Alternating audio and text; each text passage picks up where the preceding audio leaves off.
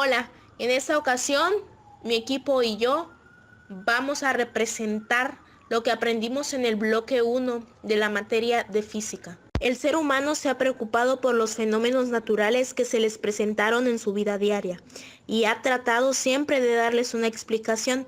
La pregunta que nos hace en este libro es cómo comenzó la física. Y una de las preguntas que desglosó todo este tema fue el hecho de que nuestros habitantes antiguos hicieron la siguiente pregunta: ¿a qué se deben los huracanes, sismos, tsunamis, lluvias, etcétera? De igual manera, en la actualidad muchos dispositivos, aparatos y tecnologías que en comparación con años anteriores no existían o estaban en condiciones de desarrollo, como naciste en una era en la que se ha presentado un auge en el avance y progreso de la tecnología. Estamos muy acostumbrados a ellos y les parecen naturales. Sin embargo, ¿te has imaginado cómo sería tu vida si no existiera la televisión, radio, el internet, el automóvil? Posteriormente vamos a las ciencias naturales. Las ciencias naturales se dividen de la siguiente manera y representamos una imagen de ellas. Ciencias naturales, ciencias biológicas y ciencias físicas. Si observamos bien en las ciencias físicas, sale la primera opción, que es la química, la astronomía, geología, y por último tenemos la física, que es lo que en este momento les vamos a hablar. En este bloque también vamos a abordar los dos tipos de conocimiento, el empírico y el conocimiento científico. El ser humano, mediante su inteligencia, trató de encontrar la explicación, el porqué de los fenómenos naturales, como lo explicábamos al principio. El hecho de que se preguntaron de que por qué los sismos, pues eso atrajo a todo lo que vamos a ver en este bloque. Por ello surgió entonces la ciencia para desarrollar el conocimiento y estudio de las leyes de la naturaleza. Historia de la física. Actualmente sabemos que la física estudia la naturaleza, el espacio, la materia, el tiempo y la energía y las interrelaciones que se dan entre ellos. Sin embargo, desde tiempos remotos, el hombre ha sentido la necesidad de explicar la causa de los fenómenos naturales sencillos y complejos como la lluvia, rayos, relámpagos, terremotos, erupciones volcánicas, eclipses, etc. La física tiene su origen en la Grecia antigua, en donde se trató de explicar el origen del universo y el movimiento de los planetas. Sin embargo, otros pensadores griegos como Empedocles, quien nació en 500 años antes de Cristo, sostenía que la materia estaba construida por 4 elementos, que también, como observamos, pues se encuentra en la imagen de la diapositiva, y nos sale el aire, el fuego y el agua. Posteriormente nos sale la Tierra. Si nos detenemos a leer nuestro libro de física, podemos observar cómo desglosa bien la historia, como por ejemplo, qué significa la palabra física, quién realizó ese conocimiento empírico, etcétera. Se pueden encontrar muchas otras áreas de estudio que implican la física, tales como la acústica, la hidráulica, astrofísica, etc. Pero las mencionadas se consideran como las principales. La física y su impacto en la ciencia y tecnología. La física ha experimentado un gran desarrollo gracias al esfuerzo de notables investigadores y científicos, quienes al inventar y perfeccionar instrumentos, aparatos y equipos han logrado intensificar las percusiones del hombre para detectar objetos y analizar fenómenos y acontecimientos presentes en el universo. Los telescopios, radiotelescopios, radares, microscopios electrónicos, aceleradores y partículas, satélites artificiales, entre otros, la medicina, la biología, la química, la astronomía y la geografía. Las aportaciones de la física han sido posibilitando la construcción de puentes, carreras, edificios complejos, aparatos, utilizando también la medicina, como el que produce rayos láser y que se utiliza como un bisturí para cirugías en los ojos, el corazón o el hígado, aparatos de radiotelecomunicación, entre otros. ¿Para qué sirve la ciencia? Gracias al desarrollo del conocimiento se han logrado desarrollar e intentar una gran cantidad de instrumentos. Precedir acontecimientos futuros de fenómenos naturales, como los terremotos, las lluvias.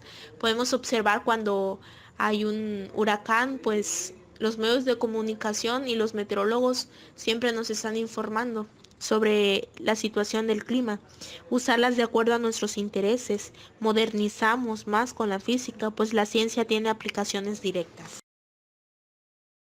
Mi nombre es Geraldine Stephanie León Embarcadero. Yo voy a hablarles sobre la secuencia 2, magnitudes físicas y unidades de medida. Medir es comparar una magnitud con otra de la misma clase y que se elija arbitrariamente como unidad. La unidad de medida es una cantidad estandarizada de una determinada magnitud física. Una unidad de medida toma su valor a partir de un patrón. Un patrón de medida es un objeto o sustancia que emplea como muestra para medir alguna magnitud. Ejemplo de patrones de medida: segundo, metro, amperio, mol, kilogramo, kelvin y candela. El segundo lo utilizamos para medir el tiempo, el metro para medir longitud, amperio para medir corriente o intensidad de corriente, el mol lo utilizamos para medir cada sustancia, kilogramo para medir cantidad de masa, kelvin para medir la temperatura, candela para medir la cantidad de luminosa. Las tres propiedades que pueden ser medidas es la longitud, la masa y el tiempo. La necesidad de medir.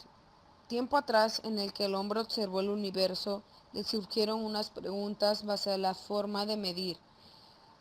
¿Cuánto medirá el Sol? ¿A qué distancia se encuentra? E infinidades de preguntas.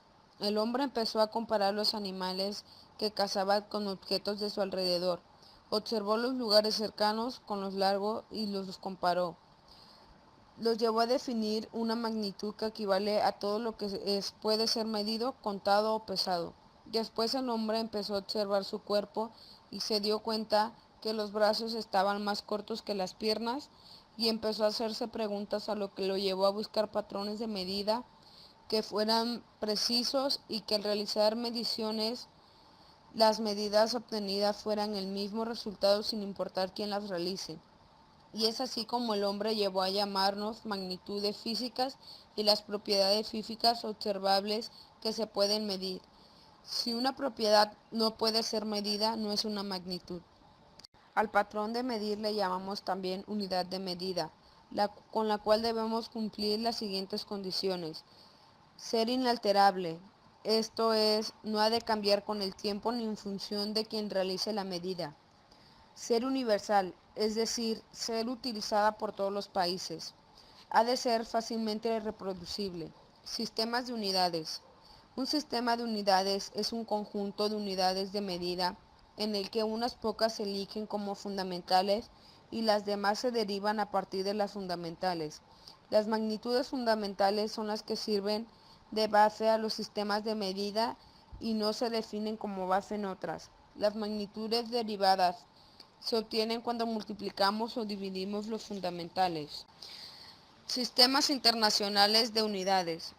El Sistema Internacional de Unidades se adoptó en el año 1960 en la 11 Conferencia General de Pesos y Medidas celebrada en París, buscando en el sistema universal, unificado y coherente. Notación científica. En la ciencia, al tratar con datos cuantitativos, es posible que nos encontremos con cantidades muy grandes o muy pequeñas.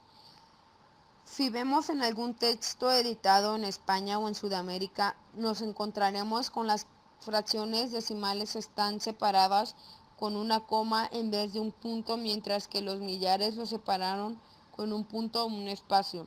La notación científica nos permite expresar cualquier número como el producto de otro número entre 1 y 10 multiplicado por una potencia entera de 10. Para que un número esté correctamente expresado en notación científica tiene que cumplir las tres condiciones. La primera es que tenga el formato mantisa por 10 a la n. La segunda es que la mantisa sea un número entre 1 y 10, entero o con fracción decimal. La tercera, que el exponente n sea un entero positivo o un negativo. Los espacios que mueves en el punto decimal hasta colocarlo enseguida del primer dígito diferente de 0, si lo mueves a la izquierda el exponente es positivo, si lo mueves a la derecha es negativo. Los números con potencias de 10 que están en notación científica se pueden convertir a ella con las reglas recorrido el punto. Mi nombre es Karina Liborio Casarrubias. Yo les voy a hablar sobre la secuencia didáctica 3. Medición de magnitudes con métodos directos e indirectos. Hay dos tipos de mediciones directas e indirectas. Las directas son las que se obtienen directamente de las distintas escalas de los instrumentos de medición. Por ejemplo, cuando medimos una longitud con un metro, la temperatura con un termómetro, la velocidad con un velocímetro o el espesor de una moneda utilizando el calibrador Vernier o Palmer. Las mediciones indirectas son aquellas en las que el resultado deseado no lo obtenemos directamente de las lecturas realizadas con los instrumentos utilizados, sino que es necesario emplear los datos obtenidos para hallar la cantidad deseada mediante algunos cálculos. Algunos instrumentos de medición son flexómetro, regla, báscula, balanza, balanza granataria, Vernier, micrómetro, Palmer, transportador, multímetro, termómetro, cronómetro, manómetro. Un instrumento de medición es un aparato que nos permite medir en forma apropiada una cantidad física. La exactitud y precisión.